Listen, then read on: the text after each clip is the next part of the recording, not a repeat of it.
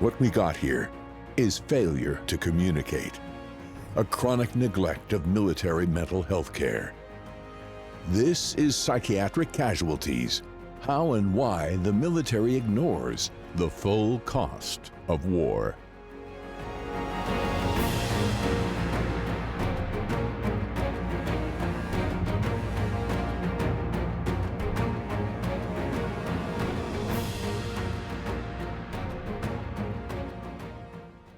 Hey, welcome. Welcome to Psychiatric Casualties. Sorry about that. It's been a long semester so far. I'm Charles Figley, and my co-host, Mark. I'm Mark Russell. And we do have a guest as well. Hello. Kat. Hi. Good to be back again. Nice to see you guys. Great to have you back. Always appreciate that other perspective instead of our little echo chamber sometimes. So that's really appreciated. Yes. And okay. Well, this is associated with Chapter 12, and the title is Perpetrating Neglect, Indifference, and Self-Inflicted Crises.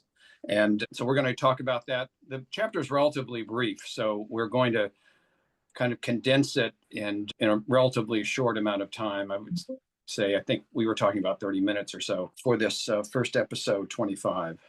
So, Mark, what stood out for you in terms of this relatively short chapter? Yeah, well, this is the 10th of our what we call dark strategies, or the reasons why the military ignores its war trauma lessons. And what stood out for me is that this actually was the very first starting point, Charles. I don't know if you remember back a couple of decades ago, I guess, when we started this, but our first few research papers were really about uncovering this pattern we call generational preventable wartime crisis, mental health crises. And those are our very first few articles that we published and identified a very clear pattern. And so to me, it's kind of like, even though this is the last of the 10th dark strategies, it was actually the first that really got us to really thinking about not only the generational pattern of wartime mental health crisis, but also why does this pattern exist? Why are we habitually neglecting military mental health or mental health in general, but we're focusing right now on the military side. And so that's, for me, it's like, it's coming back full circle to, where this all began actually. And my time on active duty, watching a real-time mental health crisis unfold in front of my eyes as a military psychologist, and trying to understand and grapple with why is this happening? Why is this happening again? So this led us to the book and all the things we've talked about in these previous episodes. And Mark, we haven't talked about, or I haven't really asked you, what was the event, the crisis that led you to believe that this is something that's going to be around for a long time? Can you remember what that was? There were multiple events, but I could take you, the very first inkling I got that this generation was going to repeat the failures of previous war generations was back around 2002 when the United States was preparing to invade Iraq. And we were tagged as a field hospital that was supposed to support the invasion. So we went to Camp Pendleton, a Marine Corps base out there in Oceanside, California, to simulate like war games, being like a mass unit, a field hospital receiving casualties, and the makeup and the simulation is incredible. It's like what you see in movies, right? Open fractures, the most, very grotesque, realistic wounds.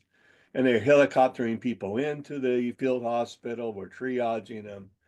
There's sounds of gunfire. There's explosions going around. So this is supposed to be like a real life simulation of what it's like to practice military medicine, military mental health care in a war zone.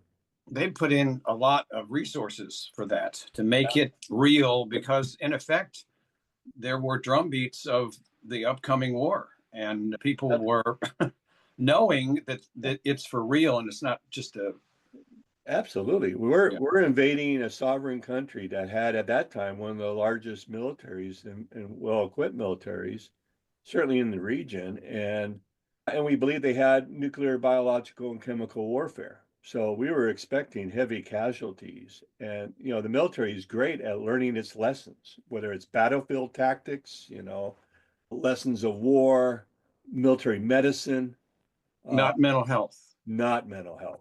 That's where it gets me to my point. I'll cut it short for No, our no. sake.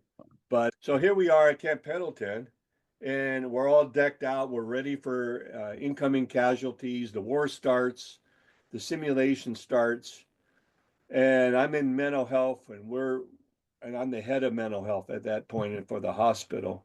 And we're going into about 3 hours into the exercise and have yet to see, we've seen all kinds of, I said, realistic medical casualties coming in, and the physicians and the nurses, the corpsmen are all working them up as if, this was the real deal. But no mental health casualties yet, no psychiatric casualties from the war. And then we're 3 hours into it. So I start getting a little antsy. I go up to my chief medical officer and I say, "Sir, what about mental health? I got all my corpsmen, my psychiatrists, my psychiatric nurse. We're all waiting to practice, right?" And they said, "Sit tight. You'll be busy in a little bit." And then another hour later, we finally get our first call. And it was a young female Marine Lance Corporal who was wearing a black cape and a mask and had a label on to her uniform that said Batgirl. And that was our realistic psychiatric casualties that I had to bring my team to bear to, how do we triage and how do we support somebody who's presenting as Batgirl on the battlefield. So that was my first inkling that, one, we're not taking it serious, mental health. And then when we finally did deploy, we were the last section standing in a open field where we deployed our field hospital, our tent hospital. And we were literally the last person standing because there was no plan in the blueprints for where mental health was to deploy to. Like, we weren't even on the map at that time. And the officer that you were working with and you were concerned about, et cetera, that you were asking, where are our folks? He knew about that. Yeah, he's the chief medical officer, a Navy captain, a colonel in the Army or Air Force. But yeah, he just basically shook his head and said, "Russell, I don't even know why you're here." And this is on about a month before the invasion in March of 2003. So again, that's harking me back to my dissertation, which I did, my doctoral dissertation I did on combat exposure and looking at some cognitive variables to combat veterans that might explain why some developed PTSD and others did not. And so I interviewed a bunch of World War II, Korean War, Vietnam War veterans. And yeah, so the lessons of war were pretty well known to me about what our past failings were. And here we were in the 21st century repeating those failures. It's just unconscionable. So that was the beginning. And we pointed out many, many examples of this. And this chapter really provides that, especially. Yeah. I mean, one strategy for the military to ignore its mental health dilemma is to ignore it. Yes. And to not pay attention to the lessons learned and to basically neglect and, at a very high cost and be very indifferent. And if that doesn't work, then to adopt more of an anti-psychiatry mentality, which is to belittle or to sow distrust among the ranks of mental health to the point where people aren't going to want to come to see you for fear that you're going to get them out of the military. And so it's just, cycle of neglect and mistrust is the last of the 10 dark strategies that we talk about. May I speak to the issue of trust? And what I'm thinking about is when we deployed to New York City after September 11, as everybody knows, if the disaster mental health team comes in, nobody wants to go see them. But what we did to destigmatize was to meet with management, and then management built the trust. So there are ways, it's not hard to build trust in the people who are there to provide the service if that's truly what you want to be done. And so the indifference suggests they don't care. Yeah, I mean, or the other thing, and I know I go back to this, is they don't want to fund it. yes, yes to both, Kate. Absolutely. They don't care. They don't want to fund it.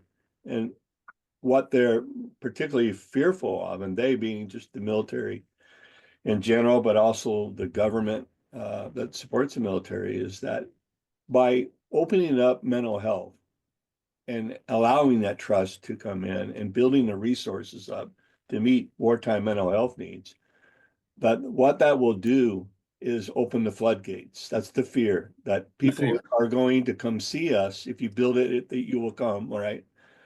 And that will result in mass attrition of warfighters leaving the front lines to go into mental health in order to be sent back. And that's this evacuation syndrome. That was a fear that was percolated and started in the First World War that never really materialized, but that was the fear. And so the military has clamped down and has a very ambiguous relationship with mental health in general, because there's an underlying fear that if you treat mental health on par with physical health, it's going to basically erode the will to fight, going to cause mass attrition, and it's going to cause mass amounts of dollars in terms of disability down the road. So yeah, those are the disincentives for. But that's not true, right? It's never been tried. I mean, that's been the fear that if you build it, they will come, but it's never materialized. We've never actually have equated physical health and mental health. And one of the closest we've ever came to that as a military, as far as military policy towards mental health, was actually during the American Civil War. And then the Union Army Surgeon General was William Hammond, was a strong advocate of equating mental health with physical health. And he called it a unitary mind-body theory. And that was his practice. The very first clinical trial for what we call PTSD was called irritable heart back in the American Civil War. And that was conducted by Union Army physicians when they had developed the first ever military psychiatric hospital that was in charge of research and treatment in order to equate to what medical care they got, which, obviously there was a lot of problems with medical care back in the days of the Civil War. But again, psychiatry didn't even exist in the 1860s. So we're talking about a very progressive medical military policy of unitary mind body, but that has not materialized, even in the 21st century. I have a question. I'm wondering if part of the military disincentive, if this may be a reframe of what you just said, or maybe it's an awareness, I'm not sure. But I'm wondering if they're fearful that if people do get mental health care, the moral injury will surface and they lose their fighting force. Is that part of the fear? Oh, I would imagine so, yes. Moral injury, what you're talking about is, there's, I think, was it blanking on his name? David Grossman wrote about On Killing, which was one of the first books ever written about the psychological effects of killing.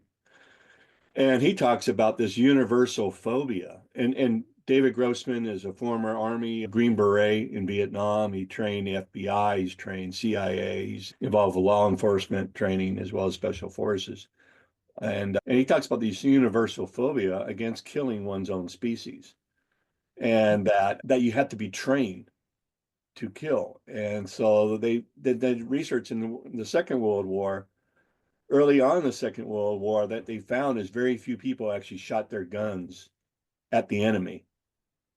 And yeah, the enemy were killed, but those were usually like when manned machine guns, so there's more than one person involved. But the individual soldier was very reluctant to aim and shoot and kill another human being.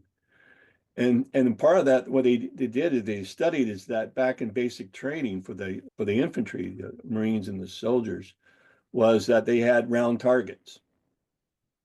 And like you're shooting bows and arrows at a round target, right? That doesn't look like a human being. No. So what they did is they switched that to these silhouettes of a human being, which is probably what Charles you trained on, is what I trained on as far as Marine marksmanship. And then you're looking for headshots, you're looking for, center mass, that type of thing. And that became the way of training people to overcome the resistance to kill another human being. And then they did follow-up research and show that, a significant increase, whereas maybe 30% would shoot and aim and shoot at a human being with the old circle targets. With the silhouettes, it went to like 60% or 70%. So using psychology in order to overcome that resistance. So yeah, if we had more mental health resources and people came to see us, Kate, and they start talking about their reluctance to kill, or their difficulties having had killed or witnessed that would lead to maybe more of a moral injury, as you were referring to it as. And then we would be, as mental health, we would reinforce that weakness of not wanting to kill in the eyes of the military brass. And so that would be another reason why you wouldn't want people to go see mental health. Yeah. For sure. Yeah. And then those officers, we talked about the cyclical nature of this. It seems like there's a fundamental difference between the Pentagon and the most senior generals, in effect, who have seen little or no combat, in part because some of the wars are starting to end and we're, garrison pretty much now. Mm-hmm. What do you think?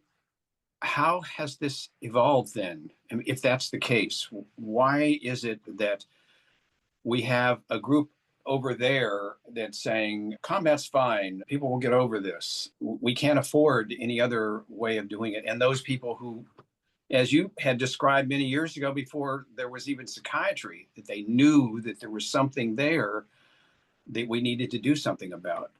Isn't those surgeons, though, saw blood and guts all the time? Right. The generals do not.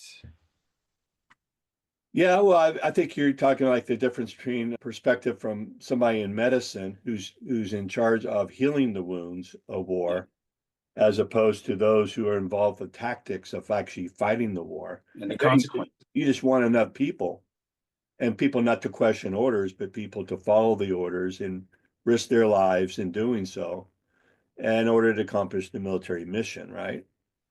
So there you can almost understand why a general or a colonel or the equivalent would be very reluctant about reinforcing vulnerability and like go see mental health when you're trying to muster up the will for people to fight and to execute their missions, and you need them on those front lines. Because if they leave, then you're going to have to bring in other people to replace them, and those people aren't going to be as well trained or not as cohesive a unit. So there's a lot of peer pressure to keep people together, keep these units together, and to keep up the will to fight. And anything that would erode that will to fight is viewed as a threat. And that's where mental health kind of lies. Yeah, and for mental health, in effect, I mean, the way the wars are going these days with regard to drones, that there's still a price to pay for those drone operators. So that it's not a matter of getting away from human beings being at least ambivalent, if not scared of being killed or killing somebody else. So it doesn't seem like it would be possible. Yeah, you're never going to get to a point. I remember there's an old Star Trek episode back in the old, the 60s, 70s version, right? And Yeah. they had, I don't know if you remember this show, but this episode was went to a planet that invented a way to do warfare without actually shooting. Oh, They would ask a certain percentage of not ask, they would compel a certain percentage of their population to go in these chambers and they would be killed.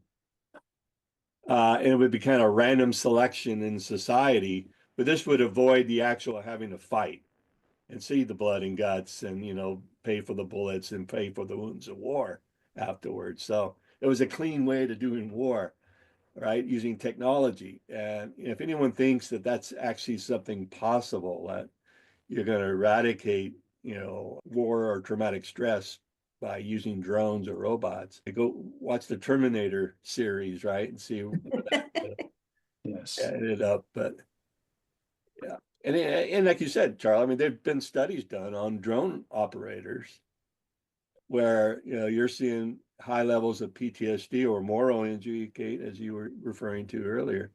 And these people who are sitting in New Mexico or wherever they are in the garrison back in the States, and they're launching, these missions in the Middle East or somewhere. Yeah, it's sad. I wanted to ask Kat, what has been your experience with the wives of combat veterans Great question. in terms of their adapting and being able to get over their experience, and essentially how long it takes to even address it? Well, see, that's a very interesting question, seeing as how I'm married to a Vietnam era veteran. But, but, my reality is when I was graduating high school, my fellow classmates were getting drafted and going to war.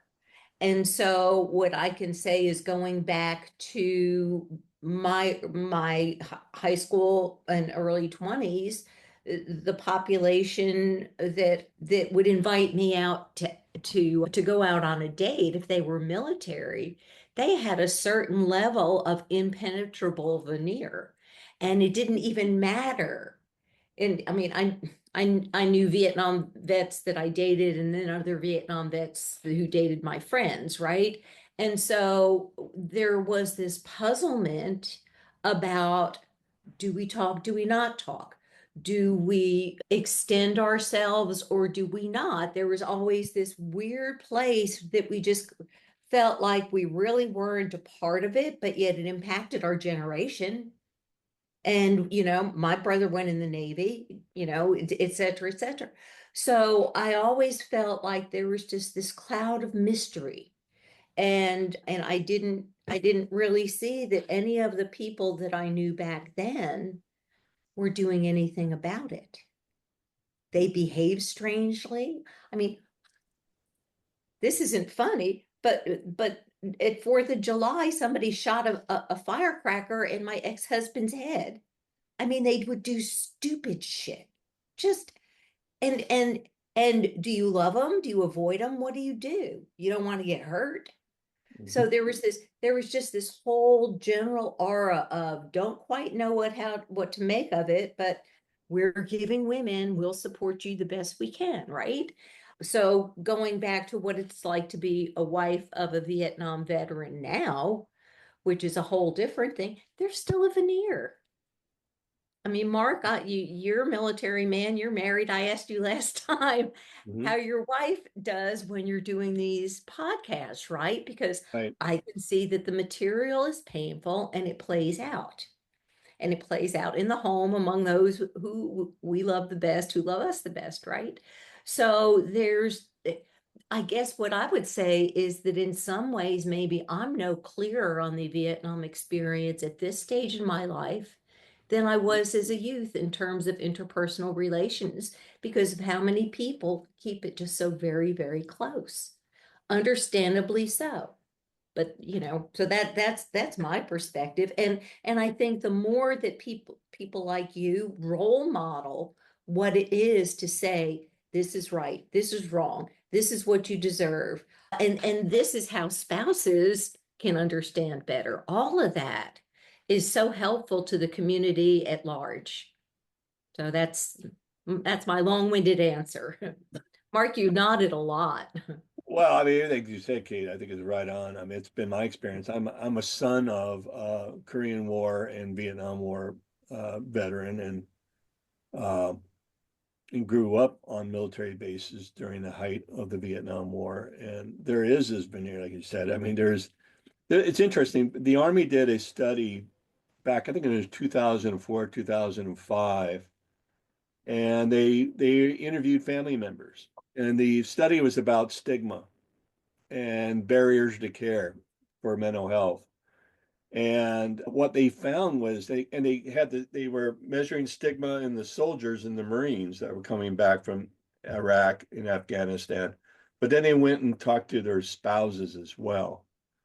And it was interesting in the study in a sad way, a tragic way, but it goes to what you were saying, Kat, is that the level of stigma, perceived stigma, and barriers to care, meaning that it led to people not wanting to seek care, or in this case, for the family members, not encouraging their loved one to go get care, was Right. about the same for the Mhm. individual soldier and their spouse. The spouse was equally, in other words, reluctant to disclose, to reach out for help, or even to encourage their loved one to get help because of Right. fear of how it's going to affect their career and Right. that family member's income, the ability to support the family, as well as just being perceived as weak. You know, that's the whole weaponization of stigma we talked about before in the Yes. military. That that makes it so, right? Yep. They're afraid to be vulnerable and go out in public. And the reality is, if you have a psychologist or whoever on base, all you have to do is park in that parking lot and everybody knows why you're there. Oh, sure. Everybody knows each other's cars. It's like a neighborhood. So where is your confidentiality? Yeah. Yeah. Unless you walk, but somebody sees you walk in the building and then you're still stigmatized. You know, it's interesting you say that because it's my mind immediately went to most of the commands I was deployed to, or I was assigned to during my 27 years, whatever. Mental health was a building that was separate from the main hospital. So you had behavioral health, life skills, or mental health, whatever you called the label. It was a separate building. Usually it was an older, dilapidated building, but it had, like you said, I mean, anybody in that parking lot, you knew either worked there or they're coming there for help. Yep. Uh, Yep. So there's no so privacy. it's like having a sign on your back. Yeah, I'm a mental health patient. And That's right. with, yeah, privacy, but also it does send, and I don't know how intentional it is or incidental, but it does send a message to active duty in your family about, avoiding that stigma. Because if you go out and you are seen in those buildings and you're coming in and out of those buildings, it's part of that barrier to care, if you would. That There's something that just popped into my head when I was doing some training with military. This may have been out in Colorado, but doesn't matter. Anyway, one of the men in class, one of the soldiers, I believe it was Army, had to go to anger management for domestic violence. yeah, And everybody knew that he had to go to anger management for domestic violence. And so he was stigmatized, not because he was going to mental health. No, not because he was beating up his wife, but because he was going to mental health. So that's what I witnessed in the classroom is that, there's something really wrong with him. He's got to get mental health. So it's like, thinking about that explosive firecracker kind of stereotype of the PTSD afflicted male, right? So that was kind of how he got presented to me because I was one of the instructors and I had to know. right. All righty then. But Yeah, you see what my point is, sure. right? So everybody in that class knew. The interesting thing about that class, we were doing critical incident peer support training, and by the end of that class, everyone had embraced him. And it was because of the kind of work we were doing with them, with Buddy and all that other kind of stuff. Yeah. So he actually had a classroom experience of people caring about him because we were doing care plans and all the other stuff that goes into building resilience. And so there was this bit of a transformative moment. Who knows if it lasted, Mhm. But that's what people need when they're hurting, is to be cared for. And that's the very thing they get stigmatized for. Oh, absolutely. It All rings right, I just truthfully. go on and on. Oh, no, but it rings, Charles, for me, it brings up a question I have for you. Mhm. Yeah, as I was doing this doctoral rotation back in the day on combat and, related PTSD, right? I came across some books that you wrote. One of them had to do, I think, with changing families or something. I think that was the title, but it was the Helping first. traumatized families. Yeah, it was I think one of the first, if only books I could recall I have ever read or ever could find about the military war experiences effects on families. And you were really ahead, I think, ahead of the time. And that's one of our 10 foundational lessons of war trauma lessons that gets ignored repeatedly, and neglected repeatedly, is the fact that family members need that support. The spouses, the children are as much as part of, and the military is good at giving lip service to families.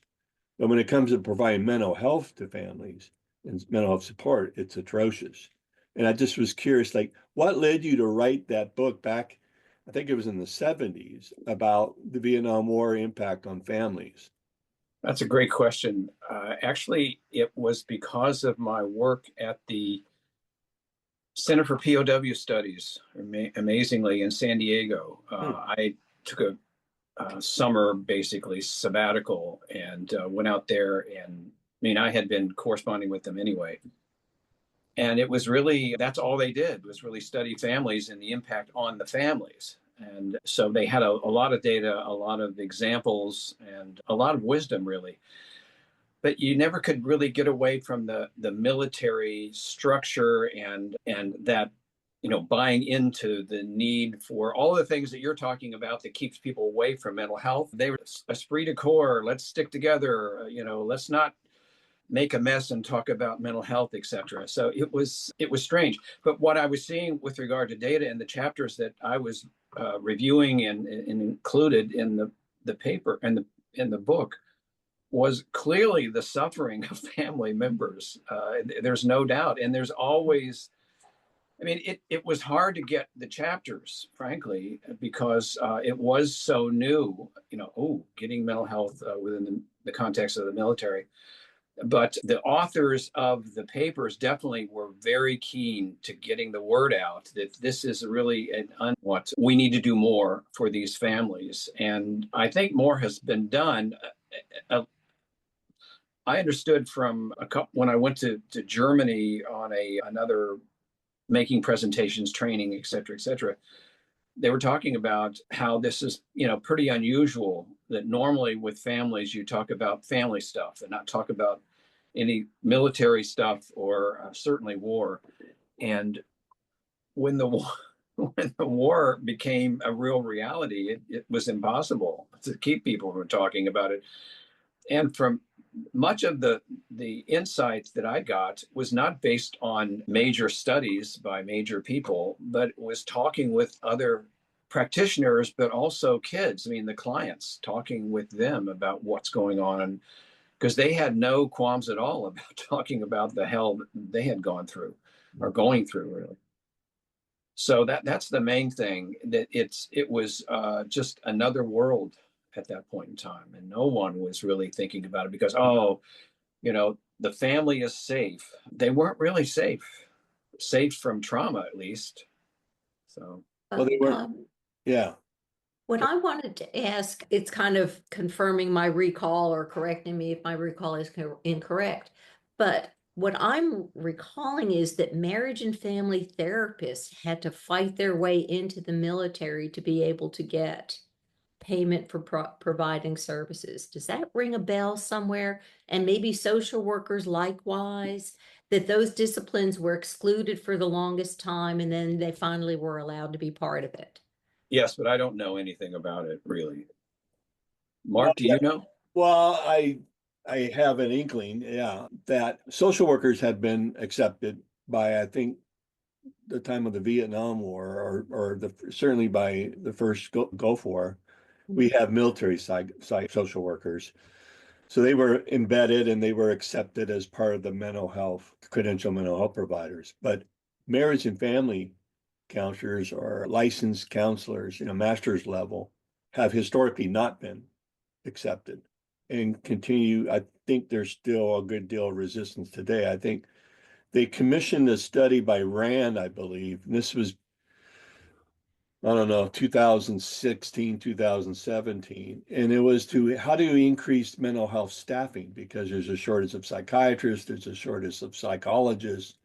And so that was the whole impetus was, well, let's have MFTs, marriage and family therapists, or licensed mental health counselors fill that void. And they did a study on the credentials and the training of these master's level and how they would compare to the training and experience, and whether or not it would be cost effective, and would the quality of care be a continuation. But there's not a whole lot of continuity care, and it comes to military mental health anyways. But so I think in pockets, I think the fleet and family services hire MFTs, but the active duty side, and maybe there's more reluctance. But if you're talking about like TRICARE and people getting paid, reimbursed if you're an MFT, I do believe TRICARE has allowed that, So there was something that came along. it came along. But on the they were talking about active duty, bringing in MFTs and licensed counselors because it's just chronic shortage of mental health staff. But that has not happened. The military is not budging on the credentialing. I don't know if the VA even hires. Do they, Charles, hire MFT? I've heard that they do, but I don't know the particular billet or slot. Right. So I can't speak much about that other than I know that the DOD does not, by large and part. I don't think that's changed. Should change. Mm-hmm. Well, especially you got somebody deployed, right? They're in war, Yeah. and the mom and the kids are at home, and the kids aren't doing well in school. You're going to take your kid to a social worker. Well, I mean, there are things the social worker can do, but the Right. kid needs to process in a family context. And that's just with whoever's there to help them be safe. That marriage and family was my concentration in grad school. So, Yeah. and I'm a big systems person too, because if something impacts one in the system, it impacts the entire family. You can't pull it apart. Oh, without a doubt. Yeah. So maybe, yeah, the other thing you mentioned was continuity of care, yeah. That there isn't a lot of that in the military, and that's the very thing people need if they're going to get better, is to develop continuity of care with a trusted person over time. So that's a rough one. Yeah, no doubt. And that is one of the foundational lessons of psychiatric wartime lessons that have been identified from every major war since the First World War, but is repeatedly neglected. The whole issue about definitive treatment or continuity care, family care, research and preparation, training for mental health, all those, all those are lessons learned that end up being relearned. Yeah. Again and again. And that harkens back to this research child that we were doing earlier. I looked at the Army's textbook on war psychiatry, right? This is their principal textbook on, again, war psychiatry. And the very first chapter is the history of mental health in the military, or wartime psychiatry. And there's a table, and the table has two columns, which divides the history and the research and the papers written about the history. And the first column is entitled Lessons Learned and Relearned. That was the first column. So they were learned, they were forgotten, and had to be relearned by subsequent generations, right? And the second column was lessons available but not learned. And I thought it was just such a remarkable, candid admission that I'm sure goes by everybody who reads that chapter and sees that table. Probably that doesn't register at all. But for me, it just stuck out. Like holy cow! So here's the Army recognizing that they have this problem of repeatedly learning and neglecting those hard-won lessons. Right? A lot of people died and were disabled because of the military's failure to learn their mental health lessons. And yet, And then there are these other lessons that are available, like caring for families, for example, and continuity care that were available but never learned at all. So Right. there's this open recognition that what Charles and I, we've been writing about and talking about, this pattern of neglect and preventable wartime crisis for every wartime generation, but it's just nothing is done about it. It's recognized, it's in the Army textbook of psychiatry, but there's no chapter about what have we done to make sure we do learn those lessons and we don't forget them. So, Yeah, on that happy on note, that note, here we go. I'm off to my usual Debbie Downer. no, you're just telling it like it is. I'm Yeah. trying to, but so, but this kind of wraps up a good place for us to end this first segment on this chapter. If that's all right with you all, we will, Sure. we'll call it a morning and then we'll come back, I guess, part 2, and we'll continue our discussion about the pattern of neglect in wartime crises. Sounds Okay. good. See you later. We'll see you guys later. Bye. Okay. Bye.